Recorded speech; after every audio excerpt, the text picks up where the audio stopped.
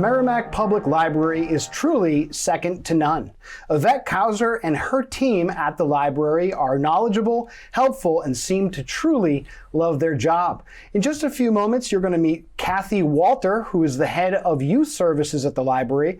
But joining me now is Max Blanchette.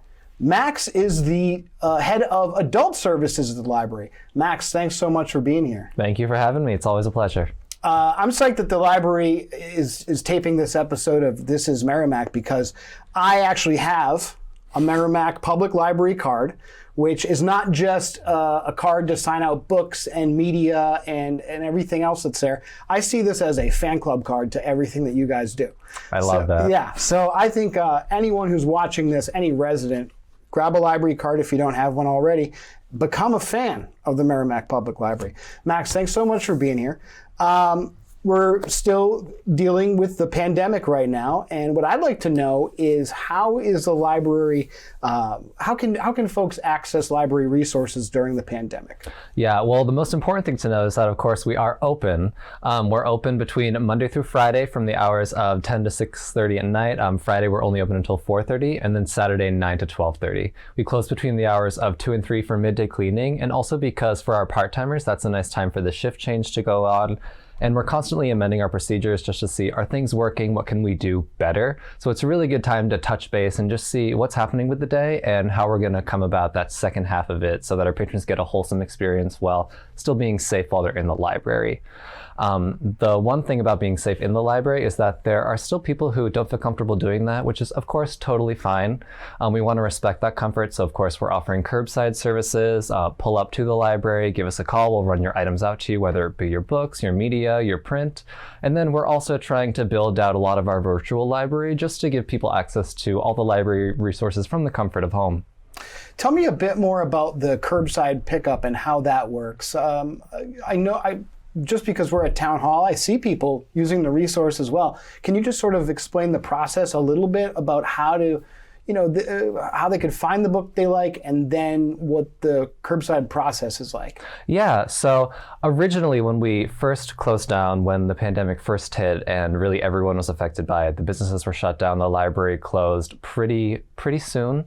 And it was really about how do we make the procedures that work and still give people the access to the resources that they need. So there was a lot of steps to the process. It was a little more confusing than it needed to be, but it really was how we could do it safely. And now that we know more about what we can do and what our patrons are comfortable doing, it's really more about you can give the library a call, tell us what you're looking for, and maybe you don't know and we can help you find something. Or you can go to our website, access our online catalog, search for books that way, or subscribe to our newsletter and maybe find some titles in that regard. Then once you do that, you can place a hold right in our catalog for an item, or just give us a call and we can do that for you. And then all you have to do is come to the library and call our circulation desk and we'll run it out to you. That's awesome. So residents, all they really have to do if there's a book title and an author they're looking for, they can just call the Merrimack Public Library, say, I'm looking for this book. You'll put it aside and they can pick it up for curbside pickup. Yeah, and what was really interesting to see during the pandemic when people were still closed and when the library was still closed, but providing these services to the public in terms of curbside is people just didn't know, what do you have for new books? What do you have by an author if I've read everything before? And what we like to stress is if you don't know, just give us a call. We're happy to find something for you. You don't need to know what you want from the library to still use the library to the best of your benefit. See, that's why I'm a fan of the library because, you go online and it's algorithm based. You're not really dealing with a real person. And at the library, you're real people. As far as I know, you're real people. So you're dealing with a real person. It's someone in your community. It's someone that wants to help you. And I'm sure that if there's someone who's looking for a particular type of book, be it a genre or another book from the same author, this is your job. You guys, you're the experts, and there's a knowledge base there that you wouldn't necessarily just simply find online. So yeah. I think it's excellent that the library is here to take care of that, especially during the pandemic, because people are looking to consume media, read more books. Did you find that as the pandemic continues that people seemingly are probably reading a bit more?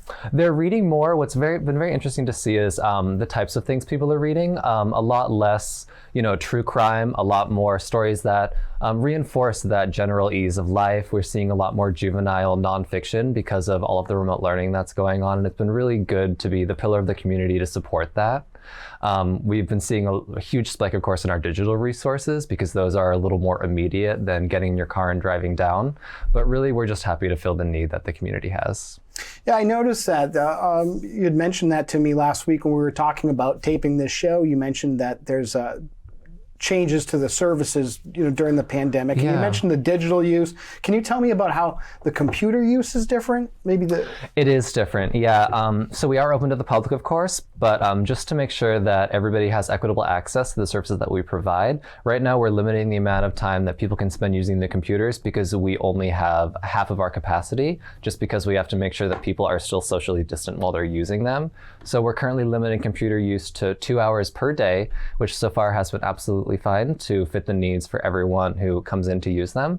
But the biggest thing we found out about the pandemic is that there are still a lot of people out there, even in Merrimack, who have difficulty accessing internet services and maybe don't even have broadband internet access at home. So even 2 hours a day, if we can do that, if we can provide for people, we're more than happy to make it work.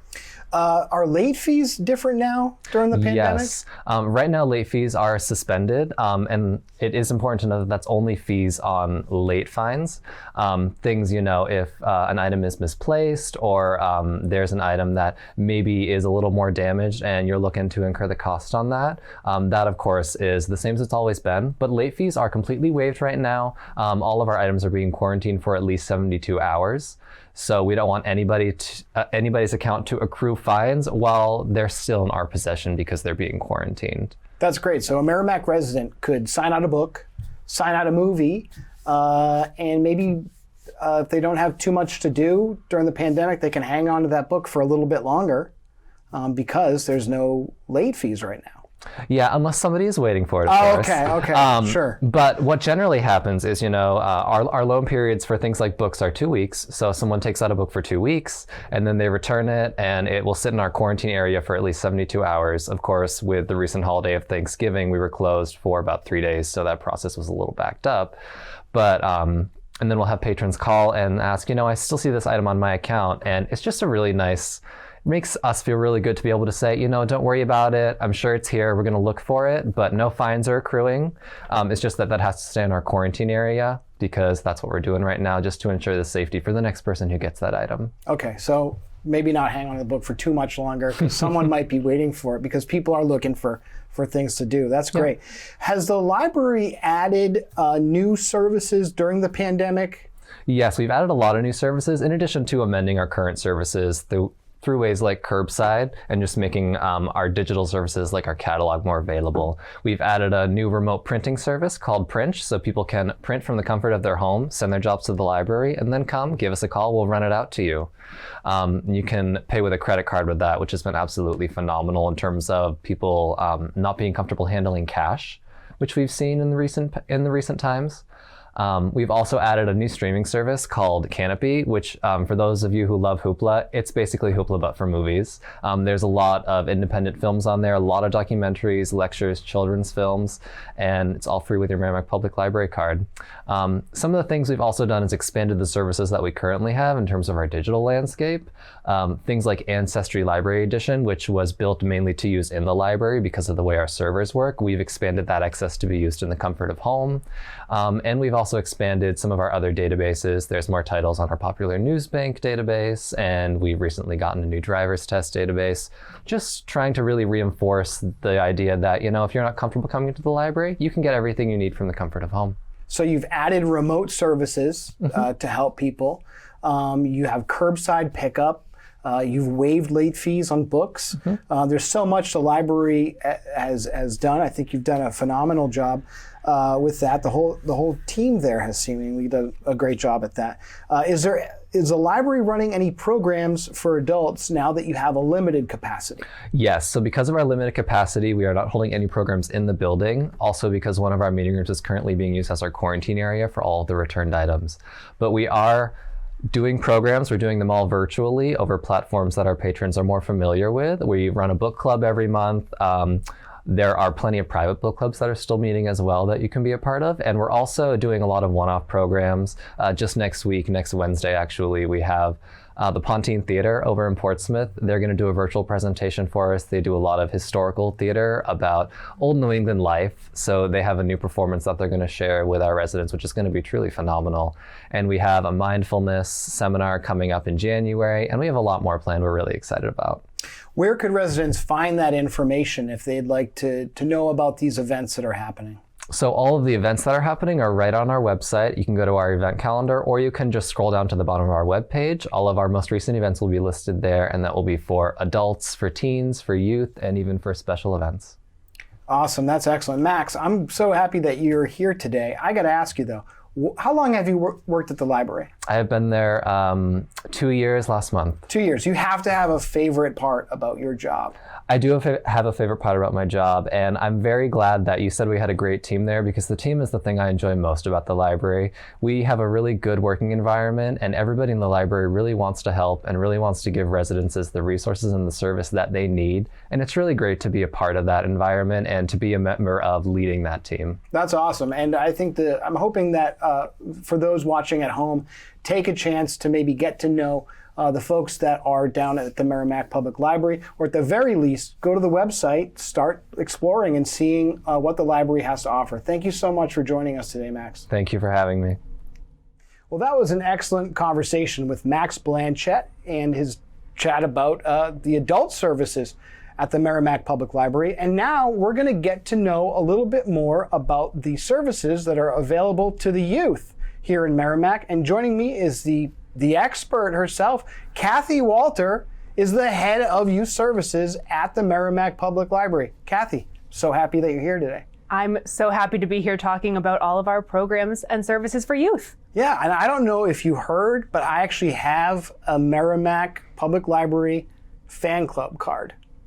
Perfect. I call it a fan club card, but really it's a library card that anyone in town can get. Is there an age minimum? Yes. So in order for children to get their first library card, they do have to be 5 years old. And we set that age because we want them to be able to write their name on their library card, which is a big moment for a lot of our patrons.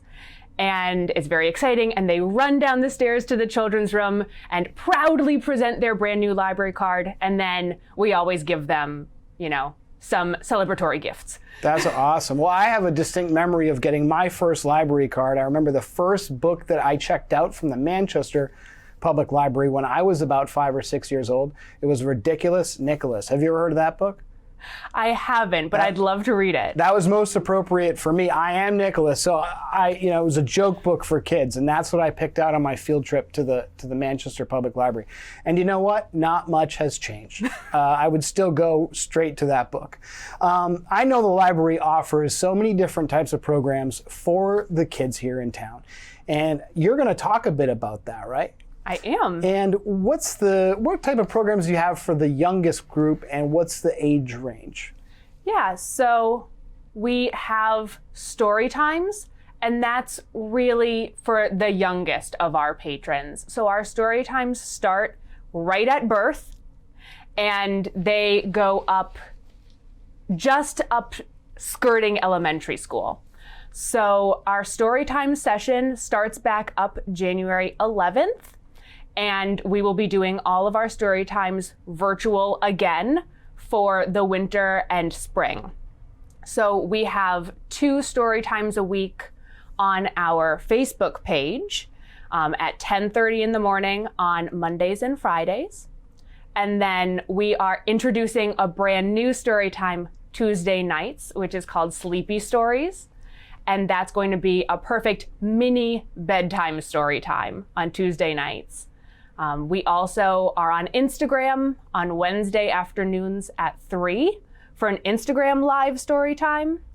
And then for the babies, we have Books and Babies, which we do via Zoom. And we chose Zoom as opposed to one of our live social media platforms because with babies, they really need the face-to-face interaction. We need to be able to see them and react to them, and they need to see each other and socialize with each other. It's really important to their developmental stage. So we have that via Zoom, and we also have Musical Me on Zoom on Tuesday mornings, which is perfect for toddlers, again, to get the interactivity that they crave. And so they get to tell me knock-knock jokes, and we sing together, and we dance around with scarves, and we have egg shakers, and it's just a lot of fun to be able to see them. They see us on social media pretty frequently, but to be able to see them on Zoom is really, really special. That's great. I think it's very impressive how the library uses not just social media, but also virtual software, the Zoom platform, to keep the public engaged. You've done such a great job with that at the library. And you're right. I think it's great that that children, along with their parents, can be interactive in that way. And you've been very wise to use Instagram, Facebook for story times, and Zoom as well. I think that's excellent, Kathy. What's the Merrimack Public Library's Instagram account? Yeah, so we're on Instagram at Merrimack LIBNH.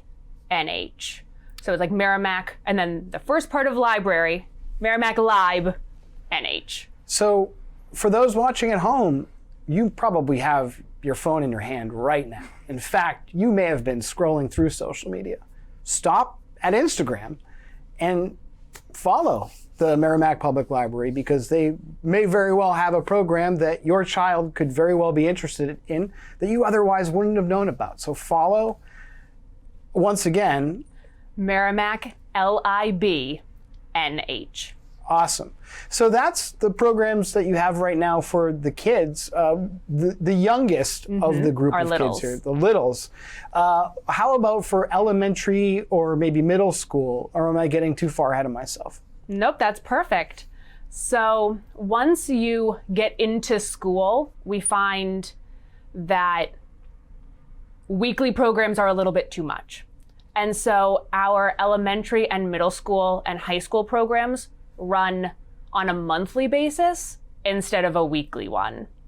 So we have after school stories, which is a big kid story time. Our books are a little bit longer. They're a little bit more conceptual. And so that is on the first Thursday of the month. And then on the second Thursday of the month, we are rolling out a brand new program for January 2021, which is Budding Builders. We were talking before this, and you love Lego. So for all of you Lego lovers out there, Budding Builders will be on our YouTube channel. It'll be posted the second Thursday of each month. And that encourages people to use whatever they have at home to stretch their problem solving and their STEM thinking and figure out a solution to a challenge. We also have a graphic novel club. That's the book club that we have going on right now for elementary aged kiddos. It starts at grade 4 and goes up through middle school. And they read 2 graphic novels a month and then get together and talk about how much they love graphic novels, because everybody does. Everybody seems to love graphic novels right now. And there's so many to choose from. So that's a great way to explore outside of your comfort zone while staying in the type of book that you love to read. We have Elementary Explorers, which is another science program, sort of the other hand to Budding Builders, where we get our hands messy and do experiments. I'm about to film a slime making one. I was just going to ask, is slime involved? Yes. Who doesn't often. love slime? I know these programs are geared to younger kids, but I'm telling you, Justin and I here at Merrimack TV, we love slime. Well, and that's the benefit of putting these things on social media, because if you want to watch it, no one's going to know. Sure. Well, so that's excellent, especially the budding builders taking what used to be kind of a Lego program, but making it something that people can do at home with materials they might find around the house, things they already have.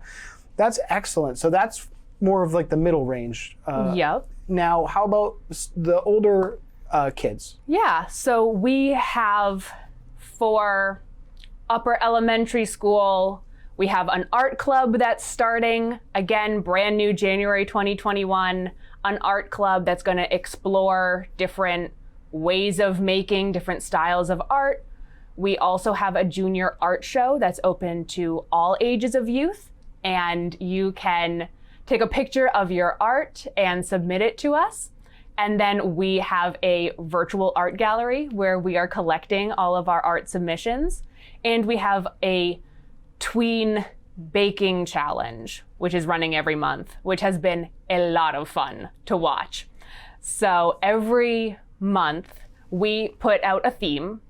So for October, of course, it was Halloween. And we said, hey, people between the ages of 8 and 13, show us your best Halloween creation. And boy, did they deliver. Awesome. We had like 13 different submissions, and we had everything from brownies that looked like tombstones to entire cakes sculpted into the head of Frankenstein's monster. I mean, really incredible. It's been a lot of fun for them, a lot of fun for us. And then we post all the submissions on Facebook and have our community vote on the winner. That's awesome. Because who doesn't like seeing their artwork shared via someone else's Instagram account, especially if you have as many followers as the Merrimack Public Library may have. So that's excellent. Can you give me a sneak peek at what the theme could be for moving into the winter? Ooh. Am I allowed to have that knowledge and share it with those watching at home? Or is it a secret right now? Well, I can say that we do try to keep it seasonal. Okay, cool. So that's good to know. And the best way to find out that information is follow the Merrimack Public Library on social media or visit their website, right? Exactly. merrimacklibrary.org. That's excellent. So is that most of the programs that you have running right now, or am I missing anything? We haven't even gotten to teen yet. Oh, yeah. okay. So it just keeps on going. I guess so, yeah. So this is for the older high school aged. So we go all the way up to high school graduation with our youth services program, and which a lot of people don't know. But we do go all the way up to high school graduation. And so we have one virtual program for teens right now, which is our very popular teen anime club, where you just hang out and you watch anime and you talk about it. You get into a little bit of riffing it sometimes. So that's just a great way to hang out. And that we were able to adapt really easily from in person right onto Zoom. And then we have two, what we sort of call hybrid programs for teen, where they visit the library, they come into the teen area, and then they pick up their materials and take the program home to do. And those two are our mystery bags, which is basically a subscription box. So every month we have a new set and a new theme, and the subscription box, our mystery bag, includes 2 books, a stress buster, a snack, sometimes a craft, so you never know what you're gonna get, but it's always gonna be fun. And then we also have teen programs in a bag. So that is all the supplies you need to make some sort of craft program with instructions. So for December, for example, we did mug decorating. So you got the mug, you got the oil paint pens with instructions on how to prep your mug, decorate it, bake it so that the paint pen doesn't come off in the wash. And then we also threw in a recipe for homemade hot cocoa and a bunch of Hershey Kisses and sort of seasonal goodies. Man, we learned a lot from Max earlier about the adult services at the library, which are all phenomenal. But these services you have for the youth sound so much fun. They are so much fun. And we have a lot of fun planning them and getting them ready. There is so much that you can get out of your Merrimack Public Library card that folks may not even know about. This has been an awesome conversation, Kathy, and I could probably talk for another half hour about your role at the library, but unfortunately we're running out of time. But I do want to ask you about something that you have planned for February that's different from the youth services, but you're here today, so why don't you give us a sneak peek at what you'll be doing at the library in February? Yes, so on Wednesday, February 3rd, we have a special program, a presenter, Carlos Trapp, coming in to do the roots of Black history in America. And I'm so excited. It is geared toward youth and their families, but the whole community is certainly welcome to sign up, and I think it sounds great for any age. So we are going to board Carlos Trapp's magical time and space traveling train, and he's going to take us from spirituals in the mid 1800s up to hip hop today. That's awesome. So they can find that information at the Merrimack Public Library website or follow them on social media. And before we go, I need to ask you, Kathy, what's your absolute favorite part about working at the library? You don't get into youth services if you don't absolutely love kids. So I just love being able to interact with my patrons and see how excited they are to interact with us. And that's been the best thing now that the children's room is open again as well, that we're able to help them pick out their materials in person and get that interaction back. It's just so good to see them. Awesome, Kathy. Well, thanks for joining us on this episode of This is Merrimack. Folks like Kathy and Max, they truly love what they do. And we like seeing that here in the town of Merrimack, not just getting to know what services that they offer or the resources they provide to the community, but they also get a chance to show just how much they love serving you, the Merrimack resident. If there is someone that you'd like to see featured or a department that you would like to see featured on This is Merrimack, please send me an email at merrimackTV@merrimacknh.gov. Thank you so much for watching Merrimack TV, now available on Roku and Apple TV devices via the Cablecast ScreenWeave app. Thanks and have a great day.